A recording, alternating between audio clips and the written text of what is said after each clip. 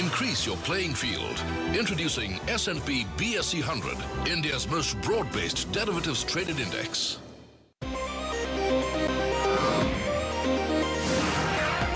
India's fastest currency derivatives exchange is here.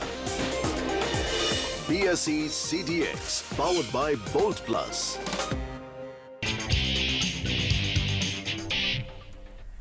स्वागत है economy today में। आज हम चर्चा कर रहे हैं स्टार्टअप इंडिया की।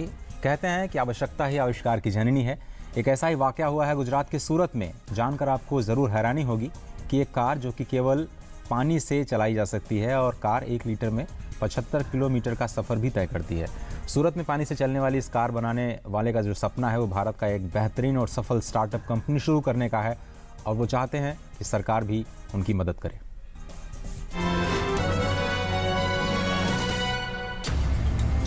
कार पानी से भी चले ये सपना है। सपना सच हो, लोग विश्वास करें, ऐसा ही कुछ इरादा पुरुषोत्तम पिपलिया का है।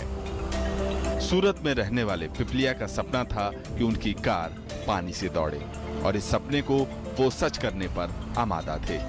तकनीक, हिम्मत और सपने को ताल में लाते लाते दशक बीत गया। सपना टूटा नहीं, वो हकीकत बन अब फराटे के साथ दौड़ रहा है। सूरत शहर के एक मैकेनिकल इंजीनियर ने चमत्कार कर दिखाया है। हमें विश्वास नहीं होगा पर इन्होंने उस तरह का इंजन बनाया है जो पेट्रोल की बजाय पानी से चल रहा है।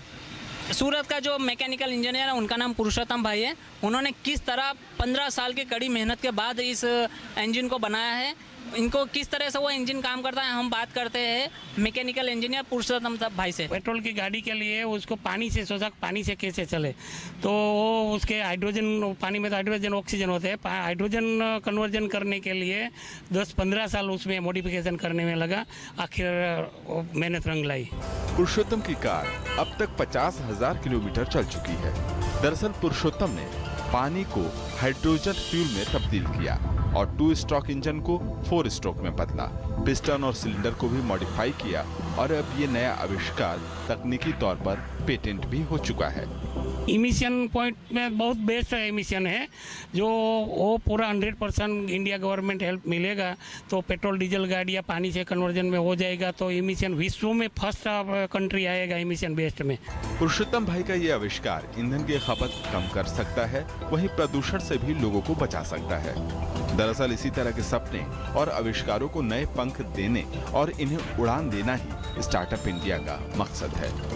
एजाज शेख, सूरत।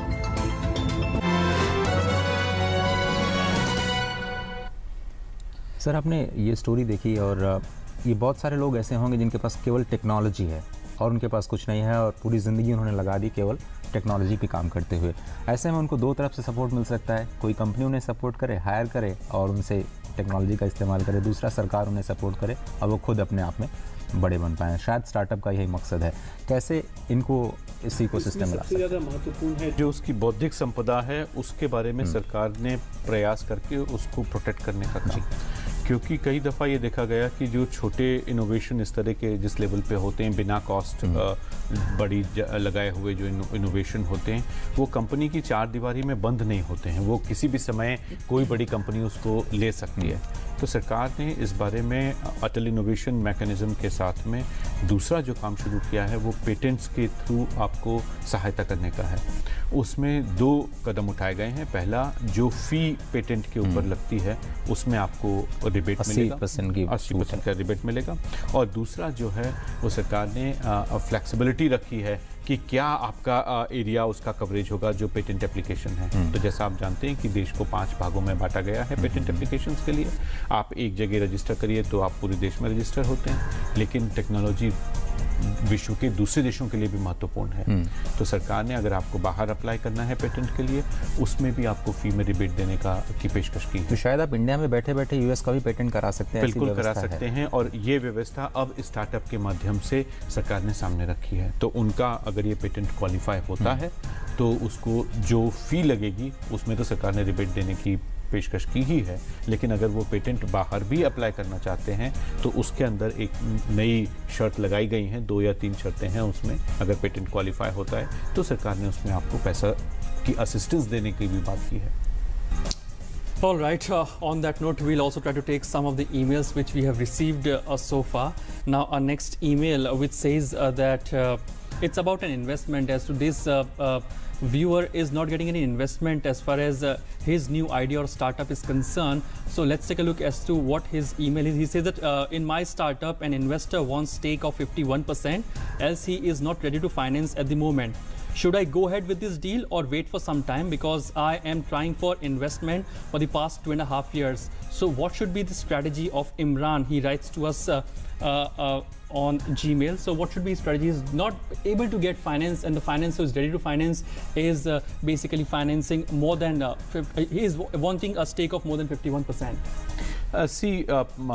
What he has not spelled out is the point that we were just now discussing in terms of the intellectual content of the idea. It's not just about financing; it's also about the idea, and that's the emphasis which is there with startups. Startups, the key point is what idea you want to come up with.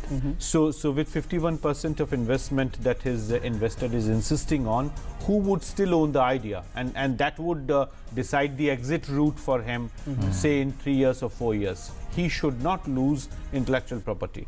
And as I was telling in the previous section, government is giving you monetary assistance to get patent. Second, sometimes you might not be aware of the rigmarole that is required to apply for a patent. So patent facilitation would also be done. So even if investor is insisting for 51%, no harm in going for that. But important is to protect the idea. So first he should get the patents that are required for this venture, and he should protect that turf. Once it is done, then he can move on. Also, sir, talking about the startups only, you are involved in research, you've watched many startups across you. What's the best time to wind up the business? Because there are many startups who are not making money for 4 years, 5 years, which we have also seen in many case studies as well. They're not making money, they're not making profit, not generating profit. They've managed financing but not generating profits. What's the best time to wind up? When should you start thinking of winding up the business which is not giving you or generating revenue for yourself? Arun, that's the point I was trying to make, that you have to decide exit route. And exit route may come in 3 years, it may come in 5 years, it may not come for you. But definitely exit route should be clear when you start. So when to step out has to be clear. And that's the reason why, at least from the side of the government, as we were discussing about the income tax exemption, the 5-year block that is given, and within 3 years you can come out of it. So you would have to take a call as to when the idea is not getting adequate returns. So when the optimum returns are met, and you are sure that the idea would not fly very high, time to come out and get into a new idea. एक startup को लेकर के एक concept है valuations का. बहुत सारे लोग वो उस वैल्यूएशन पे पहुंचना चाहते हैं और उसके लिए बहुत सारी चीज़ें करते हैं.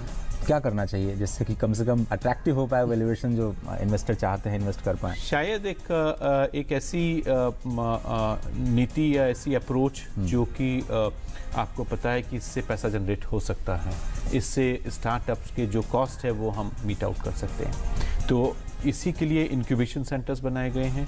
इसी के लिए जो रिसर्च पार्क की बात की गई है कि कई दफ़ा हमको एक आइडिया होता है, एक आभास होता है कि हाँ ये शायद हो जाएगा, होगा कि नहीं होगा हमें पता नहीं होता है, और पैसा लगाना उसके ऊपर एक जोखिम भरा काम होता है.